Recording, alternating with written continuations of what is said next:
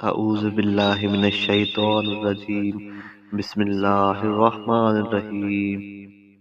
اور اللہ کے لیے حج اور عمرہ پورا کرو، بس اگر تم اسے پورا کرنے سے روکے جاؤ تو جو قربانی میسر ہو وہ کر دو، اور اپنے سر مت منڈاؤ یہاں تک کہ قربانی اپنی جگہ پر پہنچے۔ بس جو تم میں سے بیمار ہو یا اسے سر میں درد ہو اور سر منڈائے تو اس پر روزہ یا صدقہ یا قربانی کا بدلہ ہے۔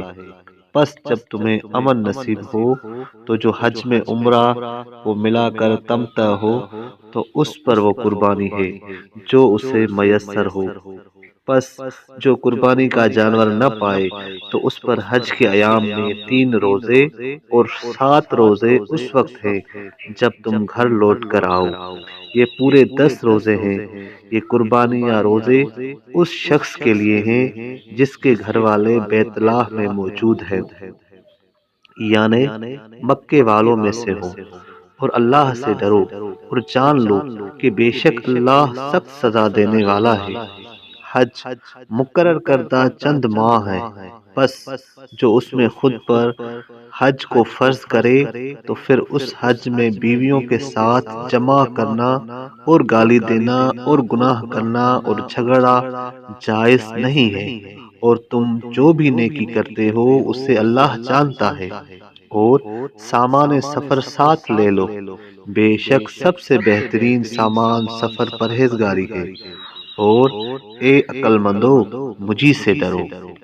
اور تم پر گناہ نہیں کہ ایام حج میں اپنے رب کا فضل یعنی تجارت کے ذریعے روزی تلاش کرو۔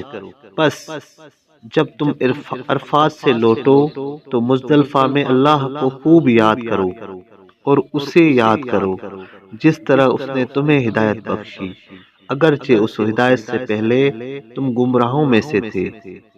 پھر لوگوں کے ساتھ وہاں سے لوٹو جہاں سے لوگ لوٹتے ہیں، اور اللہ سے بخشش مانگو، بے شک اللہ بخشنے والا رحم کرنے والا ہے۔ پھر جب حج کی اپنی عبادت پوری کر چکو تو اللہ کو یاد کرو جس طرح اپنے آباء و اجداد کو یاد کرتے ہو یا اس سے بھی زیادہ یاد کرنا۔ بس لوگوں میں سے بعض ہیں جو کہتے ہیں کہ اے ہمارے رب، ہمیں دنیا میں عطا فرما اور اس کے لیے آخرت میں کوئی حصہ نہیں۔ اور لوگوں میں سے کوئی ہے جو کہتا ہے کہ اے ہمارے رب، ہمیں دنیا میں بھی نیکی عطا فرما اور آخرت میں بھی نیکی عطا فرما اور ہمیں آگ کے عذاب سے بچا۔ وہی لوگ ہیں جن کے لیے ان کی کمائی سے ثواب کا ایک حصہ ہے، اور اللہ جلد حساب کرنے والا ہے۔ اور اللہ کو گنے ہوئے یعنی تشریق کے دنوں میں یاد کرو۔ بس جو پہلے 2 دنوں میں منع سے جلدی لوٹے تو اس پر گناہ نہیں، اور جو دیر سے یعنی تشریق کے تیسرے دن لوٹے تو اس پر بھی گناہ نہیں ہے، اس شخص کے لیے جو پرہیزگاری کرے۔ اور اللہ سے ڈرو اور جان لو کہ تمہیں اسی کی طرف اکٹھا کیا جائے گا۔ اور لوگوں میں سے بعض ہیں یعنی اخنس منافق جس کی بات تجھے دنیا کی زندگی میں تعجب میں ڈالتی ہے، اور اس کے دل میں جو کچھ ہے اس کے برعکس بات پر اللہ کو گواہ کرتا ہے، اور وہ سخت جھگڑالو ہے۔ اور جب لوٹتا ہے تو زمین میں فساد پھیلانے اور کھیت اور انسانی نسل کو ہلاک کرنے کی کوشش کرتا ہے، اور اللہ فساد کرنے والوں کو پسند نہیں کرتا۔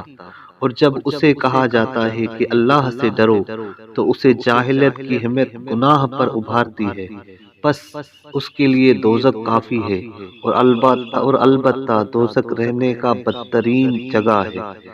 اور لوگوں میں سے کوئی دلیر یعنی صہیب رومی ایسا بھی ہے جو اپنے نفس کو اللہ کی رضامندی طلب کرتے ہوئے بیچتا ہے، اور اللہ بندوں پر مہربان ہے۔ اے ایمان والو، تمام اسلامی احکامات پر عمل کرو اور شیطان کے راستوں کی پیروی نہ کرو، بے شک شیطان تمہارا ظاہر ظہور دشمن ہے۔